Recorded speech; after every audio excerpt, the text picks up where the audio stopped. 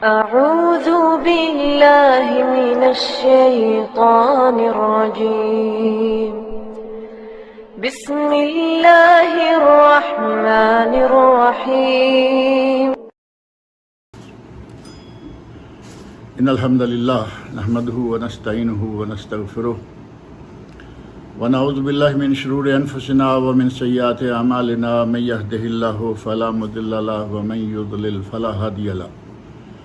وأشهد أن لا إله إلا الله وحده لا شريك له وأشهد أن محمدا عبده ورسوله أما بعد فإن خير الحديث كتاب الله وخير الهدي هدي محمد صلى الله عليه وسلم وشر الأمور محدثاتها وكل محدثة بدعة وكل بدعة ضلالة وكل ضلالة في النار رب اشرح لي صدري ويسر لي أمري واحلل عقدة من لساني يفقهوا قولي رب أعوذ بك من همزات الشياطين وأعوذ بك رب أن يحضرون أعوذ بالله السميع العليم من الشيطان الرجيم يا أيها الذين آمنوا كلوا من طيبات ما رزقناكم واشكروا لله إن كنتم إياه تعبدون۔ ہر قسم کی تعریف و توصیف اور حمد و ثنا خالق کائنات مالک ارض و سما کے لیے ہے، جس نے ہمیں نبی اکرم صلی اللہ علیہ وسلم کا امتی بنایا، ہمیں وہ دین عطا فرمایا جو کہ تمام ادیان سے کامل و مکمل اور ہر قسم کی کمی کوتاہی عیب سے پاک ہے۔ اللہ نے ہمیں جو دین دیا ہے وہ اس قدر کامل ہے کہ اس میں کوئی چھوٹی بڑی چیز ایسی نہیں کہ جس کو چھوڑ دیا گیا ہو۔ زندگی کا ہر شعبہ، زندگی گزارنے کے لیے ہمیں پورا نظام دیا، پورا نظام حیات، اور جس دین میں ہر چھوٹی بڑی چیز، حتیٰ کہ جس دین میں بول و براز کا طریقہ بھی بتایا گیا ہو، کیا یہ سوچا جا سکتا ہے کہ اس میں زندگی کا ایک اہم ترین پہلو کہ کمائیں کہاں سے، کس طریقہ سے، کن کن مقامات سے، کن اشیاء سے، اور حلال کمانے کے لیے کیا کیا اصول قواعد ہونے چاہیے؟ کیا ایسا ممکن تھا کہ اللہ رب العزت اتنا بڑا کام جو ہے وہ ہمیں نہ بتاتے؟ بول و براز کا طریقہ کتب حدیث میں بڑی تفصیل کے ساتھ موجود ہے، جو کہ انتہائی عام نظر میں معمولی سی بات ہے، لیکن حقیقت یہ ہے کہ بڑی دنیا ان آداب سے بھی بے خبر ہے، انہیں یہ بھی معلوم نہیں کہ بول و براز کے آداب ہی کیا ہیں۔ اب جس دین میں یہ ساری معمولی سے معمولی چیز کو بھی بیان کیا گیا ہے، اس دین میں یقیناً بڑے سے بڑے معاملات، حتیٰ کہ حکومتوں کو چلانے کے لیے ایک حاکم کیسا ہونا چاہیے، لوگوں کے مابین فیصلہ کرنے کے لیے ایک قاضی کیسا ہونا چاہیے، فوجوں کی سربراہی کے لیے کوئی جرنیل کیسے ہونا چاہیے، اللہ نے نبی اکرم صلی اللہ علیہ وسلم کے ذریعے ہمیں جو دین دیا ہے اس میں ہر چیز موجود ہے۔ اور جہاں تک تعلق ہے رزق حلال کا کہ حلال کمائیں، حلال کھائیں، حلال پہ رہیں، اس سلسلہ میں ابھی میں نے آپ کے سامنے ایک آیت پڑھی ہے جو کہ سورہ بقرہ کی آیت نمبر 172 ہے۔ اللہ رب العزت نے ارشاد فرمایا ہے، یا ایھا الذین آمنوا کلوا من طیبات ما رزقناکم، اے ایمان والو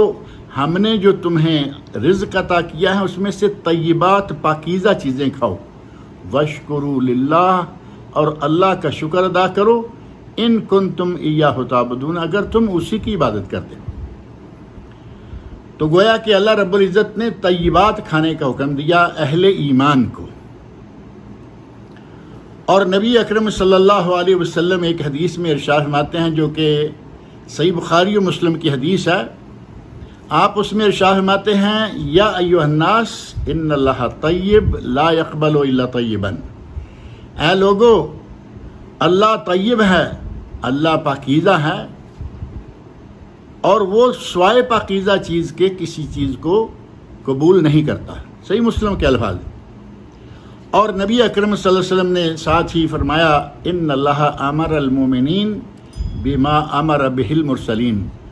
اللہ نے اہل ایمان کو وہی حکم دیا ہے جو کہ اس نے رسولوں کو حکم دیا۔ فقال، اور ساتھ ہی نبی اکرم صلی اللہ علیہ وسلم نے قرآن کریم کی آیت پڑھی جو کہ سورہ مومنون کی آیت نمبر 51 ہے، یا ایھا الرسل کلوا من الطیبات واعملوا صالحا انی بما تعملون علیم، اے رسولو طیبات میں سے کھاؤ اور عمل صالح سر انجام دو، جو کچھ تم کرتے ہو میں اسے جانتا ہوں۔ طیبات کھانے کا حکم اہل ایمان کو، طیبات کھانے کا حکم انبیاء اور رسول کو، اور صرف یہی نہیں ہے کہ رسولوں کو اور اہل ایمان کو یہ حکم ہے، یہ حکم تو عام لوگوں کے لیے، عام مسلمانوں کے لیے بھی اور عام لوگوں کے لیے بھی ہے۔ اللہ رب العزت نے سورۃ البقرہ کی ہی آیت 168 میں ارشاد فرمایا ہے، یا ایھا الناس کلوا مما فی الارض حلالا طیبا، اے لوگو زمین میں سے جو اللہ روزی عطا کرتا ہے ہمیں، فرمایا اس میں سے حلال طیب پاکیزہ چیزیں کھاؤ، ولا تتبعوا خطوات الشیطان، شیطان کے خطوات، شیطان کی پلاننگ، شیطان کی پیروی ہرگز نہ کرو، انہ عدو مبین، انہ لکم عدو مبین، وہ تمہارا کھلا ہوا واضح دشمن ہے۔ اور اس کے بعد جب نبی اکرم صلی اللہ علیہ وسلم نے انبیاء اور رسل کے کھانے کے بارے میں فرما دیا کہ انبیاء کو بھی اور اہل ایمان کو بھی اللہ نے طیبات کھانے کا حکم دیا ہے، اس کے بعد آپ نے ثم ذکر الرجل، آپ نے ایک آدمی کا ذکر کیا، یطیل السفر، لمبا سفر کر کے آتا ہے، اشعث اغبر، اس کے بال پراگندہ ہیں، اس کا لباس غبار آلود ہے، اور وہ لمبا سفر کر کے آیا ہے، حج کے لیے آیا ہے، عمرہ کے لیے آیا ہے، حصول علم کے لیے کہیں گیا ہے، تجارت کے لیے گیا ہے، کچھ بھی ہے، لیکن طویل سفر اس نے کیا۔ ہاتھ یمد یدیہ الی السماء، وہ آسمان کی طرف اپنے ہاتھ اٹھاتا ہے، دونوں ہاتھ اٹھائے ہیں، یا رب یا رب، اللہ رب العزت کو پکارتا ہے اور کہتا ہے کہ یا اللہ مجھے یہ دے دے، یا اللہ مجھے یہ عطا فرما دے، یا اللہ مجھے فلاں چیز سے بچا دے، دعائیں مانگتا ہے، اور ساتھ ہی نبی اکرم صلی اللہ علیہ وسلم فرماتے ہیں وَمَطْعَمُهُ حرام، اس کا کھانا حرام سے، وَمَشْرَبُهُ حرام، پینا حرام سے، وَمَلْبَسُهُ حرام، اور اس کا لباس حرام سے، وَغُذِّيَ بِالْحَرام، اسے غذا بھی حرام سے دی گئی۔ ایک تو یہ کہ وہ خود کما کے جو لا رہا ہے وہ حرام ہے، اور اس کی جو غذا اس سے پہلے کی ہے وہ بھی اسے حرام دی گئی۔ فَأَنَّا يُسْتَجَابُ لِذَلِكَ، نبی اکرم صلی اللہ علیہ وسلم فرماتے ہیں اس کی دعا اللہ کہاں قبول کرے گا۔ نبی اکرم صلی اللہ علیہ وسلم نے اس حدیث میں ہمیں 4 چیزیں بھی بتا دیں، اور وہ کہ دعا کی قبولیت کے اسباب یا دعا کی قبولیت کے لیے کیا ہونا چاہیے۔ پہلی چیز، ہاتھ اٹھا کے دعا مانگیں۔ آدمی اللہ کے سامنے اتنا عاجز ہو کہ پراگندہ بال ہو، پراگندہ حال ہو، لباس بھی ایسا ہو، اور سفر میں ہو، اور ساتھ ہی اگر وہ اپنے رب کو ربنا ربی خاص ان الفاظ سے، کیونکہ وہ ہمارا پروردگار ہے، رب جو صفت ہے یہ خاص روزی روٹی کے لیے ہے کہ وہ ہمیں پالنے والا ہے، معروف ہے نا، پالن ہار، ان الفاظ کے ساتھ اللہ رب العزت کو پکارا جائے۔ خاص طور پر جب رزق تلاش کرنا ہو تو اللہ رب العزت یقیناً دعائیں قبول کرتا ہے۔ غرض یہ کہ ہمیں اہل ایمان کو، اہل اسلام کو اور عام انسان کو وہی حکم دیا گیا جو کہ انبیاء اور رسول کو دیا گیا، اور انہیں حلال طیب اور پاکیزہ کھانے کا حکم دیا گیا۔ اب اگر ہم حلال اور پاکیزہ نہ کھائیں، جیسے بھی آتا ہے آ جائے، رشوت سے آئے، سود سے آئے، لوٹ سوٹ سے آئے، تو اس کے انجام کے لیے نبی اکرم صلی اللہ علیہ وسلم کی حدیث آپ کے سامنے رہنی چاہیے۔ نبی اکرم صلی اللہ علیہ وسلم نے اس سلسلہ میں ارشاد فرمایا ہے،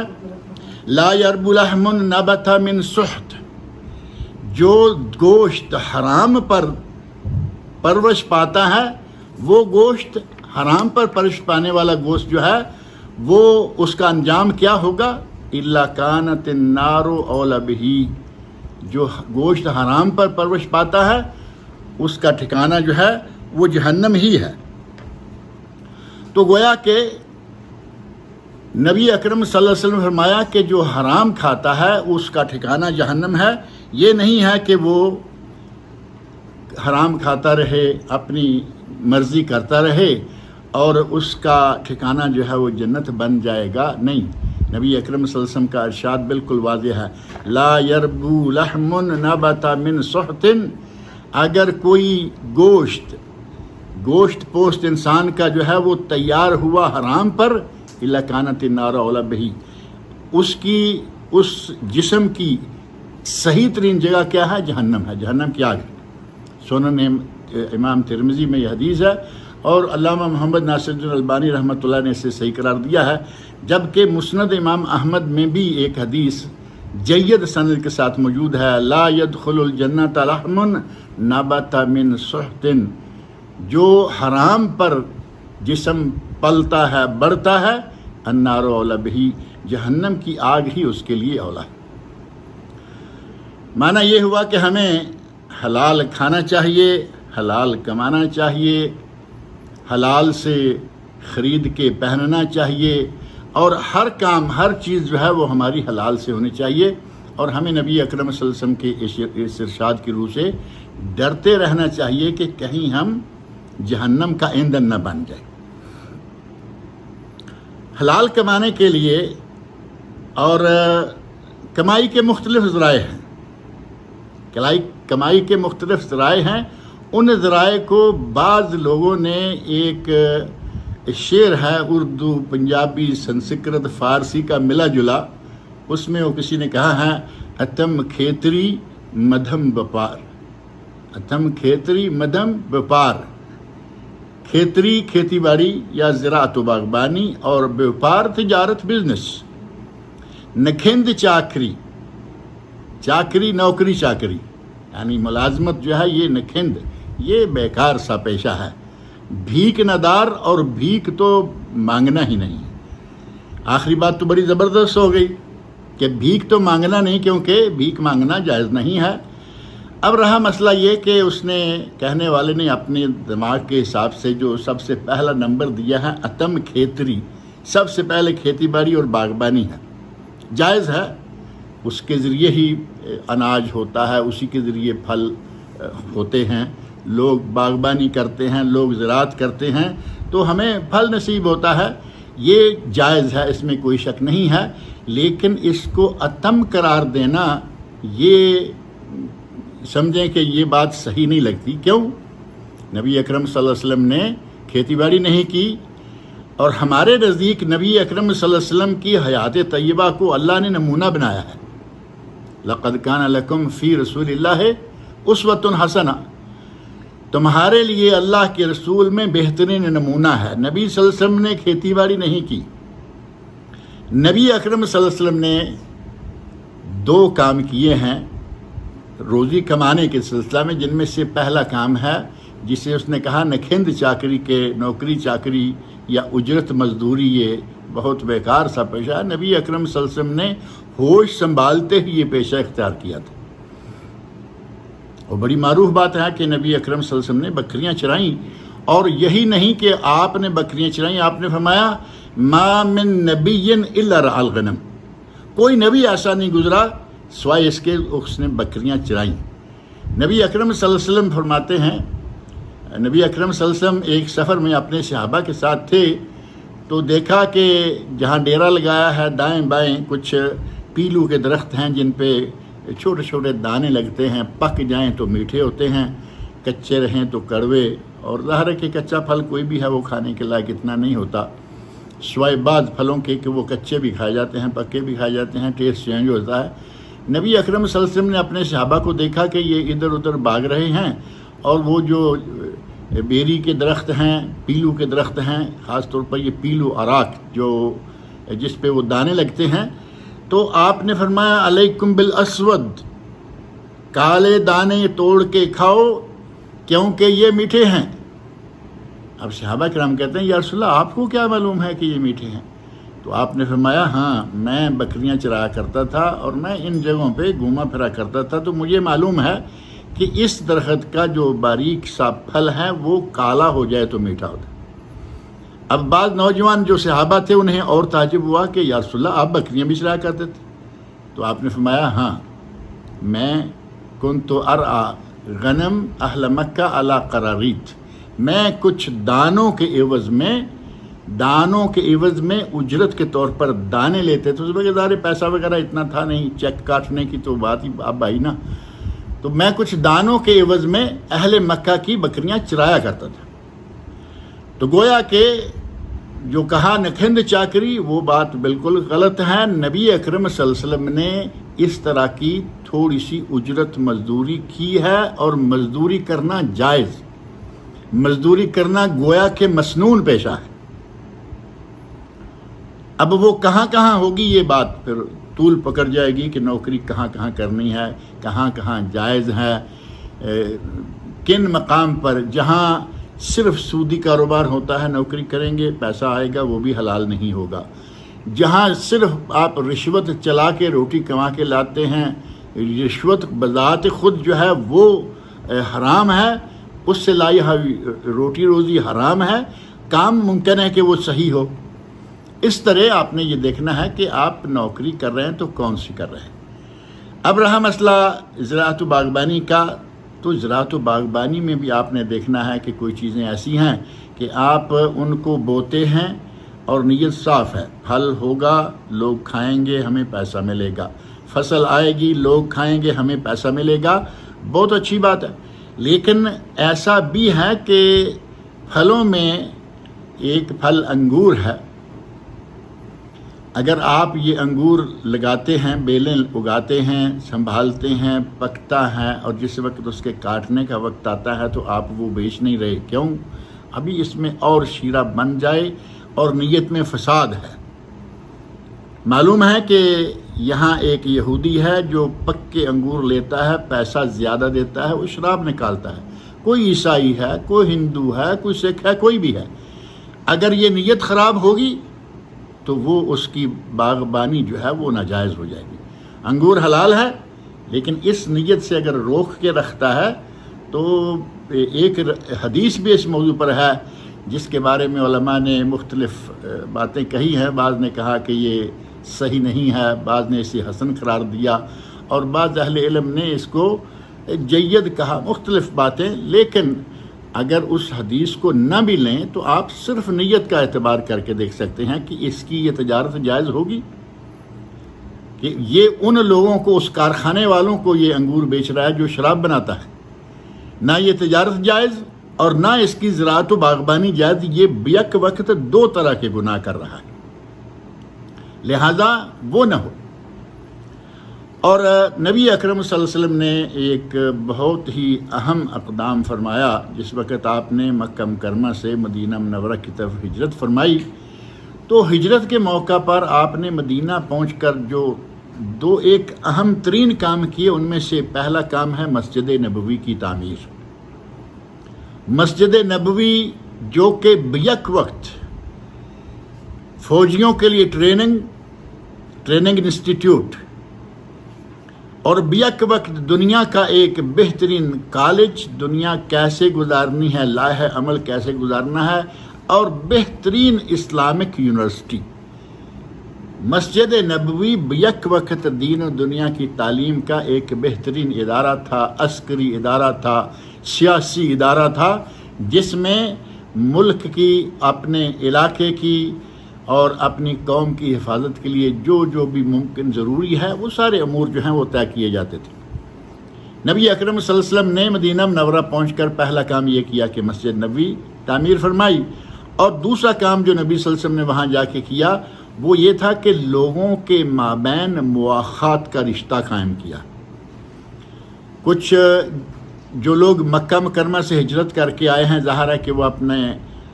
گھر بار، اپنی دولتیں، اپنی زمینیں، ہر چیز چھوڑ کے آئے، حتیٰ کہ بعض لوگ وہ تھے جو اپنی بیویاں چھوڑ کے آئے،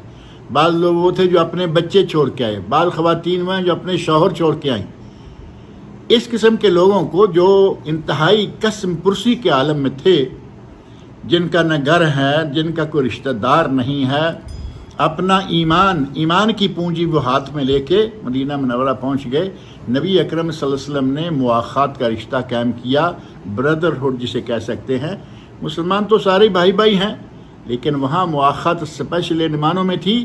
کہ ایک مکی اور ایک مدنی، ان دونوں کو بھائی بنا دیا۔ مدنی چونکہ مقامی لوگ ہیں، مالدار ہیں، ان کے پاس زمینیں ہیں، ان کے پاس کھیت ہیں، ان کے پاس باغات ہیں، اور جو باہر سے آئے ہیں ان کے پاس بیچاروں کے پاس کچھ بھی نہیں ہے۔ صحابہ کرام نے بڑے زبردست انداز سے اس وقت جانصاری کا ثبوت دیا۔ مدینہ والوں نے یہاں تک کر دیا، کہا کہ یہ میرا مال ہے، آدھا تم لے لو، آدھا مجھے دے دو۔ یہ میری بیویاں ہیں، ان میں سے ایک بیوی کو میں طلاق دیتا ہوں، اس کے ساتھ تم نکاح کر لو۔ اس حد تک ایثار مدینہ والوں نے کیا، انصار نے کیا، اور اس مواخات کے نتیجہ میں سمجھیں کہ بے روزگاری، بے گھر ہونا اور لاچار ہونا، قسم پرسی والا عالم، وہ سارا نبی اکرم صلی اللہ علیہ وسلم نے بہترین طریقے سے بیک وقت وہ ختم کروا لی۔ اور تیسرا ایک اہم کام آپ نے یہ سر انجام دیا کہ یہود و نصارہ کے ساتھ، خاص طور پر یہود کے ساتھ معاہدے کیے، جو ایک بہت بڑا سیاسی قدم تھا۔ دنیا میں شاید پہلی مرتبہ یہ بات نبی اکرم صلی اللہ علیہ وسلم نے متعارف کروائی، اس سے پہلے یہ چیز نہیں تھی۔ اس کو پہلی مرتبہ انٹروڈیوس کرانے والے محمد رسول اللہ صلی اللہ علیہ وسلم ہیں۔ اور ساتھ یہ کام آپ نے کیا کہ اسلامی مارکیٹ، سوق، اسلامی بازار قائم فرمایا، اسلامی بازار قائم کر دیا۔ اور یہ نہیں کہ بس قائم کر دیا اور چھوڑ دیا کہ جاؤ جو چاہے کرتے رہو، جو چاہے ہوتا رہے، ایسا نہیں۔ نبی اکرم صلی اللہ علیہ وسلم نے باقاعدہ اس کی نگرانی کی، خود نگرانی کی۔ آپ باقی تفصیلات سے قطع نظر کہ نبی اکرم صلی اللہ علیہ وسلم نے اس مارکیٹ کے لیے جو دستور تیار کیا، اس کی تفصیلات ظاہر ہے کہ لمبا چوڑا معاملہ ہے۔ اس کی نگرانی کے سلسلہ میں نبی صلی اللہ علیہ وسلم بذات خود تشریف لے جایا کرتے، مارکیٹ میں جاتے اور دیکھتے کہ تاجر لوگ کیا کر رہے ہیں، کیسے خرید و فروخت کر رہے ہیں۔ نبی اکرم صلی اللہ علیہ وسلم، صحیح مسلم میں حدیث ہے، نبی اکرم صلی اللہ علیہ وسلم بازار گئے، وہاں دیکھا کہ ایک آدمی نے دانوں کا ڈھیر لگایا ہوا ہے، کافی بڑا ڈھیر لگا ہوا تھا۔ آپ نے اپنی مٹھی کو بند کیا اور دانوں کے اس ڈھیر میں جتنی اندر گھسا سکتے تھے اپنی بازو کو، ہاتھ کو، اس دانوں کے ڈھیر میں گھسا دیا، اندر سے جا کے تھوڑے سے دانے پکڑ لیے، اور ہاتھ کی انگلیوں کو، ہاتھ کو وہ گیلے محسوس ہوئے، باہر نکال کے آپ نے اس گندم والے سے، اس جو بھی غلہ تھا اس غلے والے سے پوچھا، ما ھذا یا صاحب الطعام، اے اس غلے کے مالک یہ کیا ہے؟ تو وہ غلے کا مالک کیا کہتا ہے؟ اصابت السماء یا رسول اللہ، اے اللہ کے رسول، تھوڑی سی بوندا باندی ہو گئی تھی، تھوڑی سی بارش گر گئی تھی، تو اس سے کچھ دانے گیلے ہو گئے۔ تو نبی اکرم صلی اللہ علیہ وسلم فرمایا، افلا جعلتہ فوق الطعام کہ یراہ الناس، تم نے ایسا کیوں نہ کیا کہ یہ گیلے دانے اوپر ڈالو تاکہ لوگوں کو پتہ چلے کہ دانے گیلے ہیں، اور وہ اس کے حساب سے تمہیں اس کی قیمت دیں اور جا کے اس کو پھر سکھاتے پھریں۔ تم نے یہ الٹ کیوں کیا کہ اوپر خشک اور نیچے گیلے؟ یہ بات اب ظاہر ہے کہ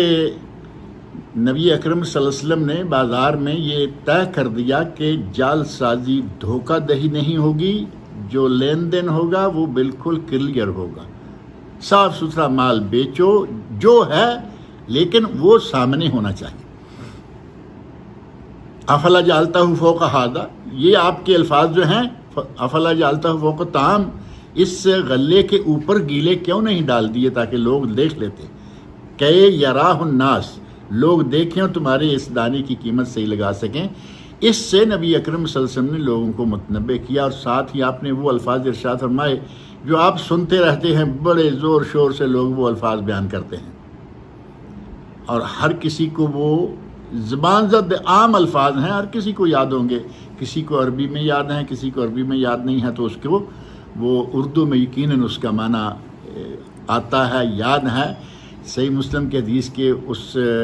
ٹکڑے کا جو 3 ہی لفظ ہے، من غشا فلیس منی، من غشا فلیس منی،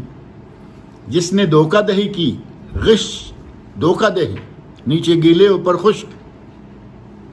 فرمایا من غشا فلیس منی، جس نے دھوکہ دہی کی وہ مجھ سے نہیں ہے۔ یہ اتنی سخت وعید ہے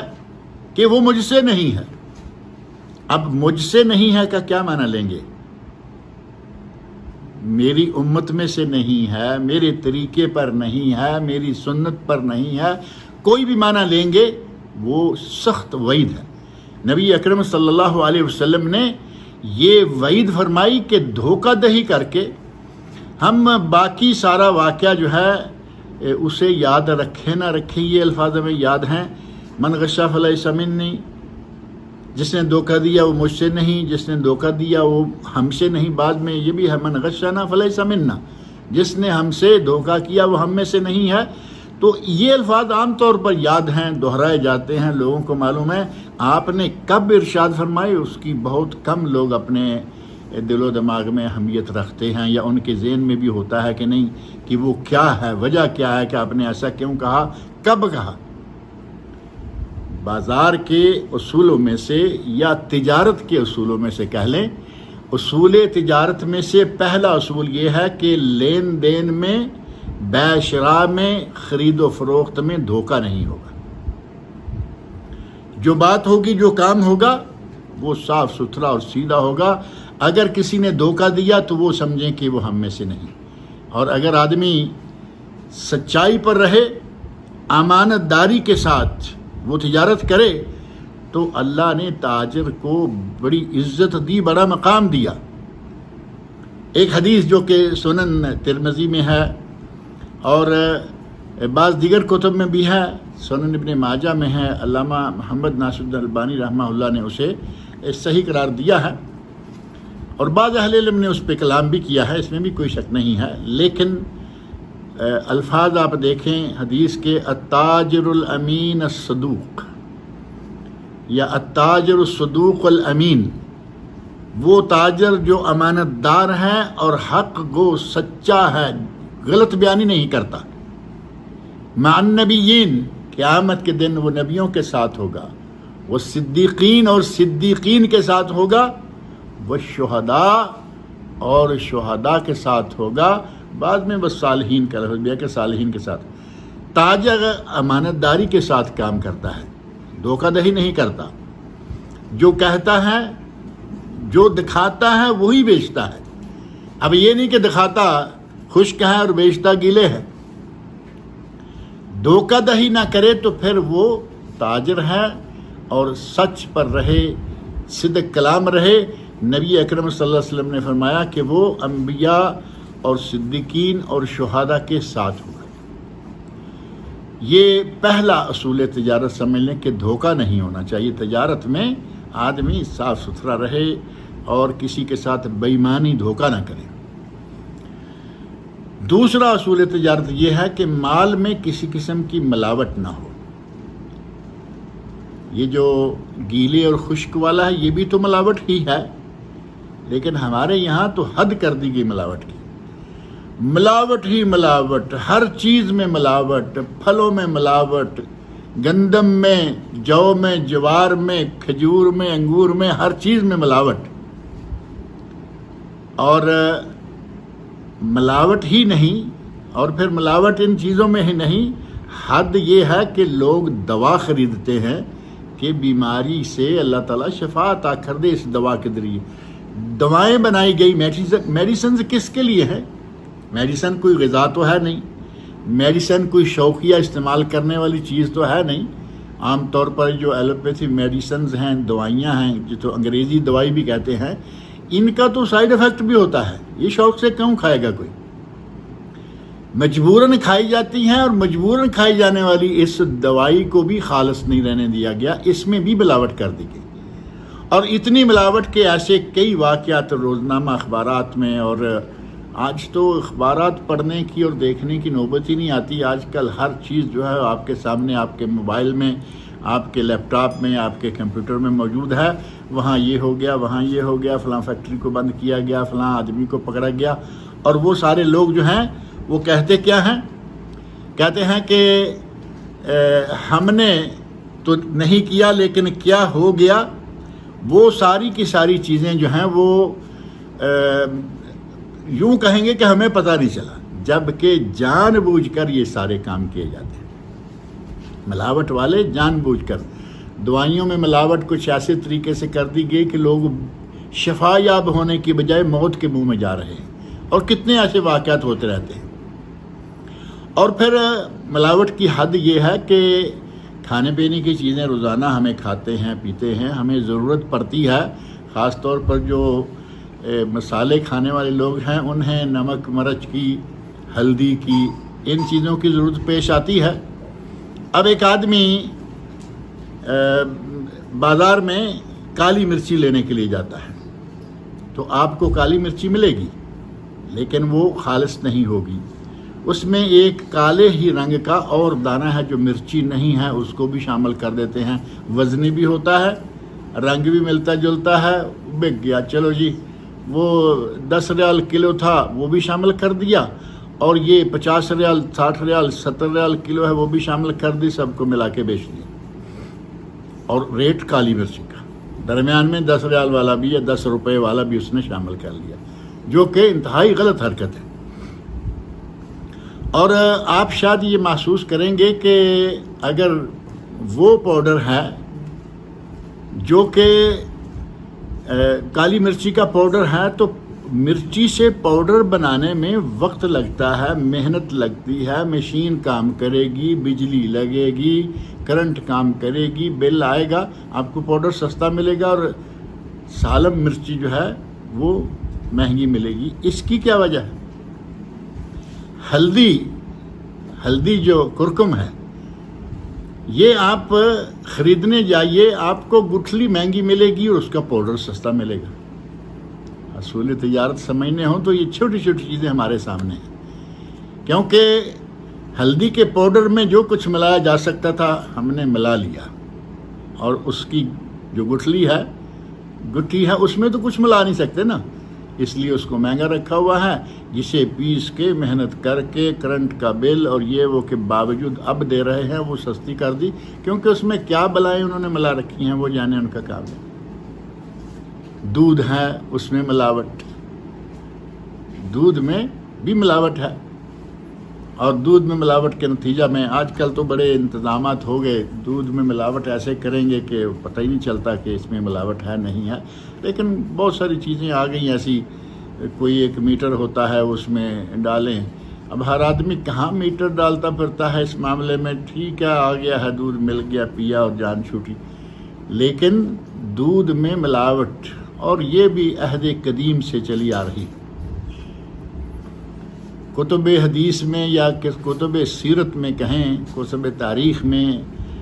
بعض واقعات ایسے ملتے ہیں کہ ملاوٹ جو ہے وہ کی گئی. حضرت عمر فاروق رضی اللہ عنہ کا ایک واقعہ تو بڑا معروف ہے، لیکن اس کی سند کے بارے میں کلام کیا گیا. البتہ ایک واقعہ صحیح سند سے ان سے ثابت ہے کہ ایک آدمی نے دودھ میں پانی ملایا، لایا، بیچنے لگا. حضرت عمر فاروق رضی اللہ عنہ آئے، دیکھا کہ اس دودھ میں پانی ملا ہوا ہے. اہل نظر معلوم کر لیتے ہیں کہ کیا ہے. دیکھا پانی ملا ہوا ہے، سارا دودھ اٹھا کے اس کے سر پہ انڈیل دیا. کہا کہ تیرا آج صرف یہی علاج ہے.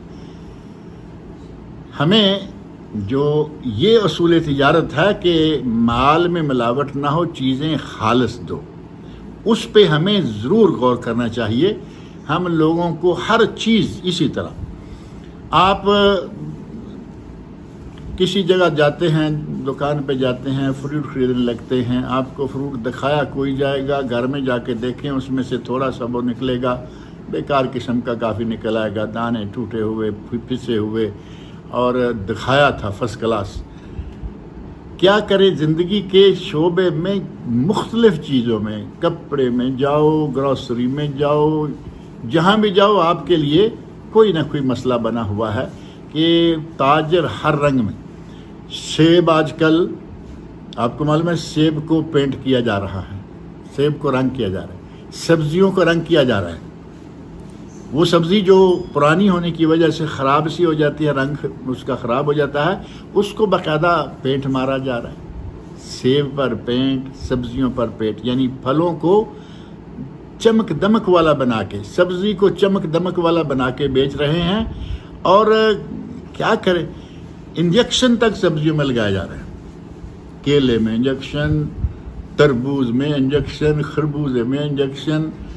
اصل وہ نہیں تھا جو اس کو بنا کے پیش کیا جا رہا ہے۔ یہ ساری چیزیں جو ہیں یہ اسلام ان چیزوں کی اجازت نہیں دیتا۔ اور تیسرا اصول تجارت میں سے تیسرا اصول یہ ہے کہ آدمی ناپ تول میں کمی بیشی نہ کرے۔ ناپ تول میں کمی بیشی بہت بڑا جرم ہے۔ ابھی ہمارے درس کے سٹارٹ میں جو تلاوت کی گئی ہے وہ حضرت شعیب علیہ السلام کی قوم کے بارے میں تھی، اور وہ آیات جو ہیں ان آیات میں مسلسل یہی ذکر ہوا کہ لوگوں کو کم نہ دو،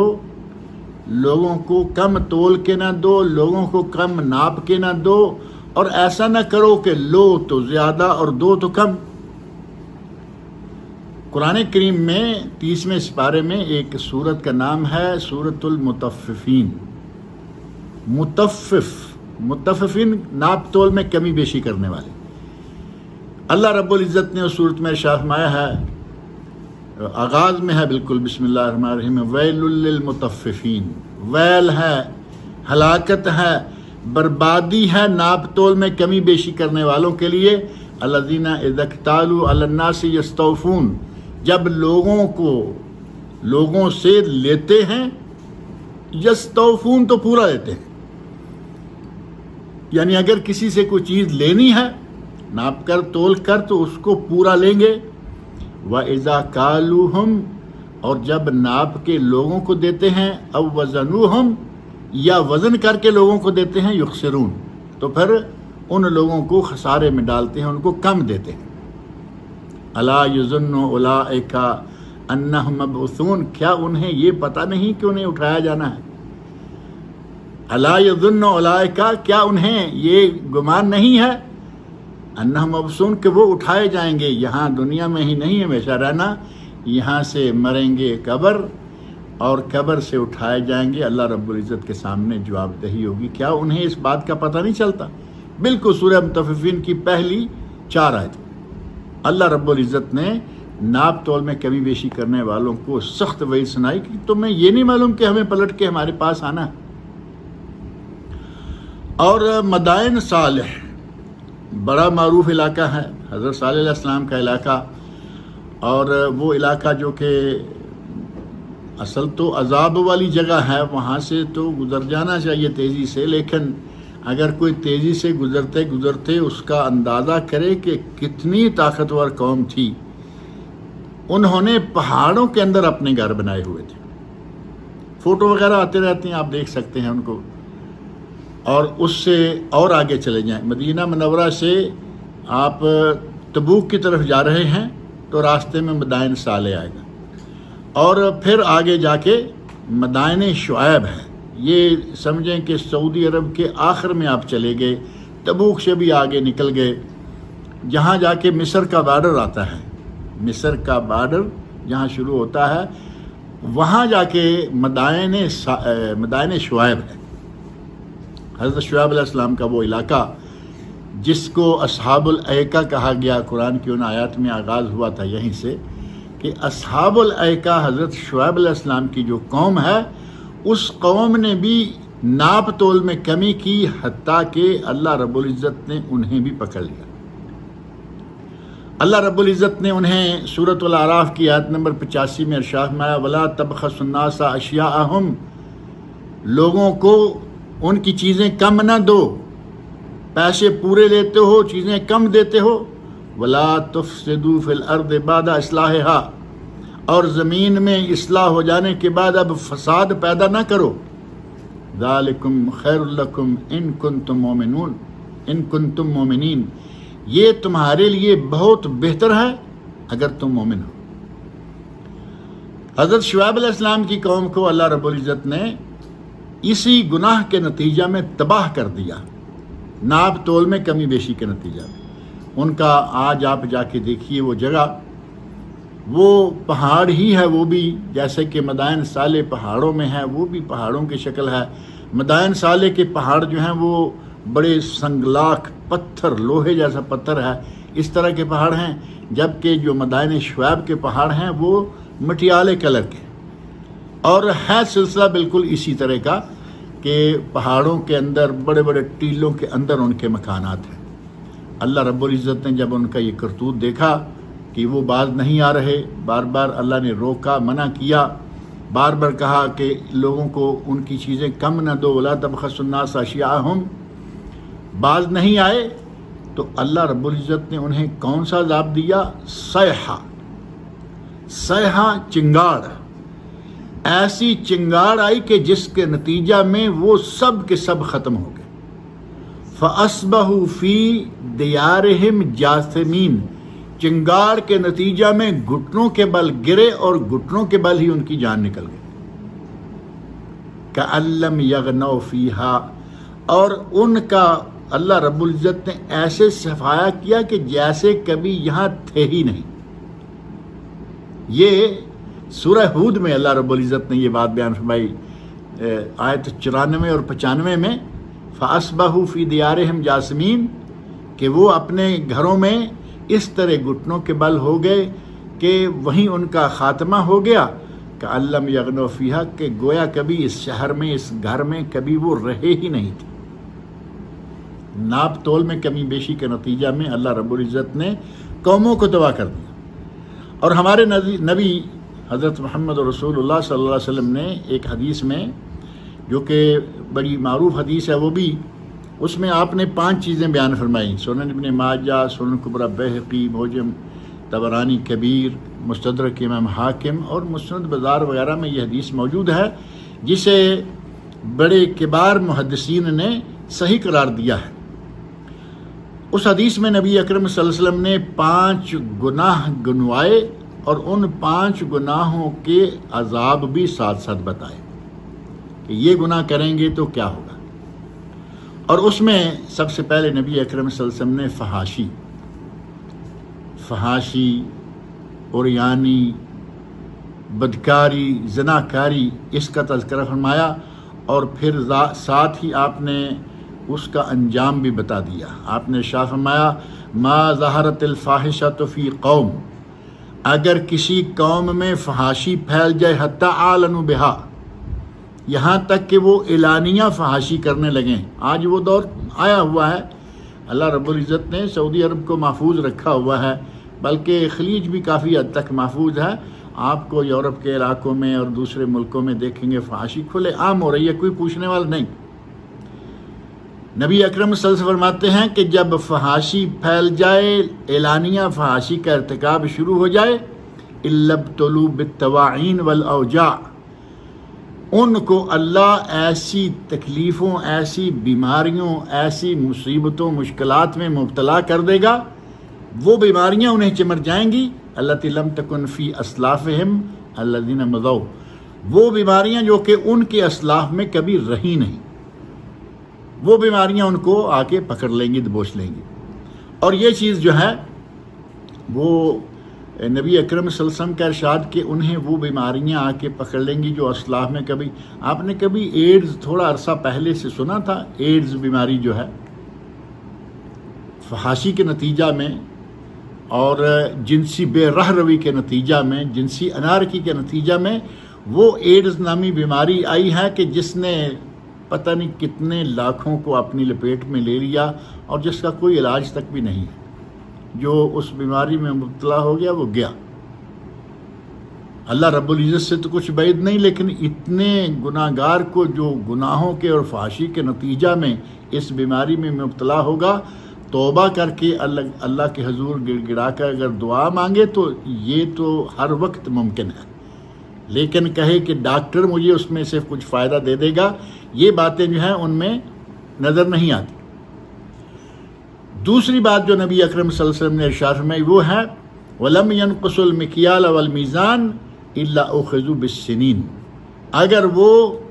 ناپ اور تولنے والی چیزوں میں اور ناپنے والی چیزوں میں، مکیال کیل جو ہے وہ ہے ناپنے والی چیز، اور میزان تو معروف ہے، میزان ترازو،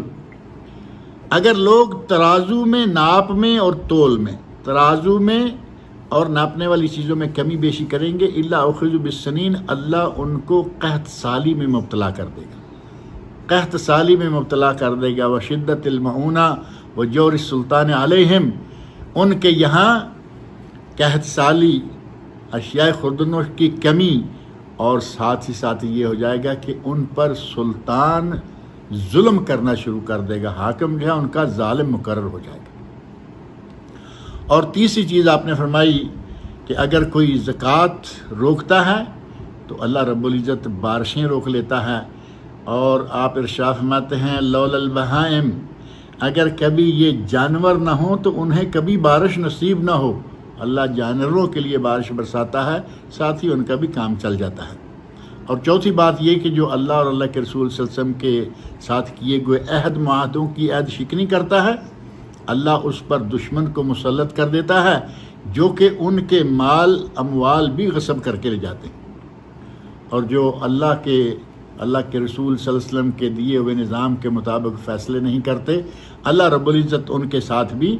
کچھ ایسا برتاؤ کرتا ہے کہ وہ لوگ اپنے آپ میں، اپنی خانہ جنگی میں وہ لوگ مبتلا ہو جاتے ہیں۔ غرض یہ کہ نبی اکرم صلی اللہ علیہ وسلم نے بھی ناپ تول میں کمی بیشی کرنے والوں کے بارے میں بڑے سخت الفاظ ارشاد فرمائے، اور قرآن کریم میں خیر و برکت، قرآن کریم میں اللہ رب العزت نے بالکل واضح کر دیا۔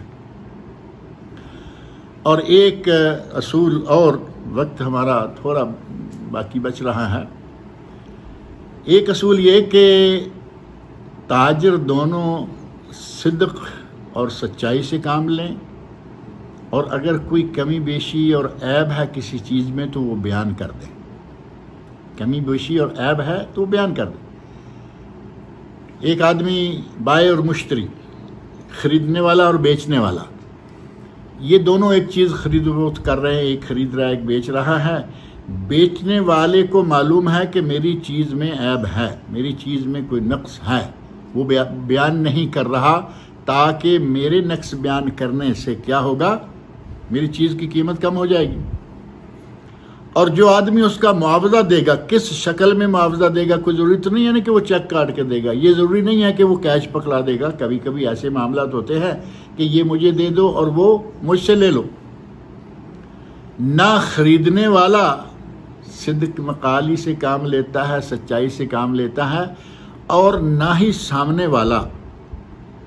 دونوں اپنی اپنی، وہ معاوضے میں کیا عیب ہے وہ اس کو بیان نہیں کرتا، یا اس کے دل میں اس وقت کیا ہے، بیچنے والے نے غلط چیز بیچ دی، خریدنے والے نے نیت رکھی کو لے تو لوں پھر اس کو بعد میں دیتا ہوں پیسے اس کو، یا تھوڑی دیر کے بعد پتہ چل گیا کہ اس میں عیب ہے، نقص ہے، جو معاملہ طے ہوا تھا کہ میں اتنے وقت میں پیسے دوں گا، ساتھ ہی اس نے بھی اپنی آنکھیں بدل لی۔ اگر یہ دونوں لوگ اس سودے پر متفق ہو جائیں اور دونوں سچائی سے کام لیں، کمی بیشی عیب کا بیان کر دیں، تو نبی اکرم صلی اللہ علیہ وسلم ارشاد فرماتے ہیں کہ ان کی اس بیع میں، ان کی اس خرید و فروخت میں، ان کی اس بزنس میں، اس تجارت میں برکت ہوگی۔ اور ایک دوسرے کو اگر ایک سودا آپ کر رہے ہیں، سودا منظور ہے الحمدللہ، طے ہو گیا، منظور ہوا، چلے گئے، اور بعض سودے ہیں ان کے لیے 3 دن تک گنجائش ہوتی ہے کہ واپس کر سکتے ہیں، اور کیسے کرنا ہے پھر وہ بات ذرا بڑی لمبی چلی جائے گی۔ بعض سودے ہیں نبی صلی اللہ علیہ وسلم نے ایک مستقل قاعدہ دے دیا، اصول دے دیا تجارت کا، کہ خرید و فروخت کرتے وقت، خریدتے فروخت کرتے وقت آپ دونوں کلیئر رہیں۔ آپ نے ارشاد فرمایا البیعان بالخیار، خرید و فروخت کرنے والے دونوں لوگوں کو اختیار ہے، کب تک؟ ما لم یتفرقا، اور بعض روایت میں ہے حتی یتفرقا، جب تک وہ جس مجلس میں بیٹھ کے سودا کر رہے ہیں وہاں سے اٹھ کر نکل نہیں جاتے، مجلس بدل نہیں جاتی، جگہ بدل نہیں جاتی، اس وقت تک ان کو اختیار ہے۔ سودا طے ہو گیا تھا لیکن بیٹھے ہوئے ہیں، کسی بھی حوالے سے کچھ بھی شک گزر گیا کہ یہ چیز صحیح نہیں، دوسرے کو شک گزر گیا کہ شاید مجھے اس سے زیادہ پیسے مل سکتے ہیں، میں کیا کر رہا ہوں، میری ضرورت فلاں طریقے سے پوری ہو جائے گی، میں اس کو نہیں بیچتا۔ دونوں کو اگر اسی مجلس میں بیٹھے بیٹھے اپنی رائے بدلنا ہے تو دونوں کو اختیار حاصل ہے، وہ بدل سکتے ہیں۔ لینے والا رائے بدل کے چھوڑ سکتا ہے، بیچنے والا رائے بدل کے اپنی چیز کو روک سکتا ہے، دونوں کو اختیار ہے، لیکن ہے صرف تب تک جب تک کہ وہ اکٹھے ہیں۔ الگ الگ ہو گئے، اختیار ختم ہو گیا۔ اور آگے نبی اکرم صلی اللہ علیہ وسلم ارشاد فرماتے ہیں، صحیح بخاری اور صحیح مسلم کی حدیث ہے، فَإِن صَدَقَا وَبَيَّنَا، اگر وہ دونوں سچ پہ ہیں، سچ بول رہے ہیں، وَبَيَّنَا، اور اگر کوئی لینے دینے والی چیز میں عیب ہے، کمی کوتاہی ہے، کوئی نقص ہے، اسے بیان کر رہے ہیں،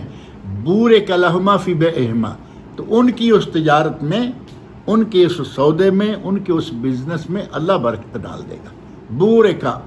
وہ مبارک ہوگی، اس میں برکت آ جائے گی۔ فَإِن كَذَبَا وَكَتَمَا، اگر وہ جھوٹ بولیں، یہ میری چیز، اور دوسرا کہہ رہا ہے کہ میں جو دینے جا رہا ہوں تمہیں وہ ایسے اور ویسے، اگر وہ جھوٹ بول رہے ہیں اور چھپا رہے ہیں، عیب کو چھپا رہے ہیں، جھوٹ بول کر عیب کو چھپا رہے ہیں، فَإِن كَذَبَا، اگر انہوں نے جھوٹ بولا، وَكَتَمَا، اور چھپایا عیب کو، فَمُحِقَتْ، صحیح بخاری میں فَمُحِقَتْ اور صحیح مسلم میں فَمُحِقَ، معنی مفہوم ایک ہی ہے۔ فَمُحِقَتْ بَرَكَتُ بَيْعِهِمَا، ان کی اس سودے کی، ان کی اس خرید فروخت کی جو برکت ہے وہ اللہ تعالیٰ ختم کر دے گا۔ اگر یہ اصول، یہ قاعدہ، دونوں تاجر، خریدنے والا بھی تاجر ہے، بیچنے والا بھی تاجر ہے، اور کبھی کبھی بیچنے والا تاجر ہوتا ہے، خریدنے والا تاجر نہیں ہوتا، حاجت مند ہوتا ہے، اور کبھی ایسا بھی ہے کہ بیچنے والا حاجت مند ہے، وہ تاجر نہیں، خریدنے والا، لیکن یہاں دونوں، چاہے وہ تاجر ہیں یا حاجت مند ہیں، دونوں اگر سچ پہ رہیں،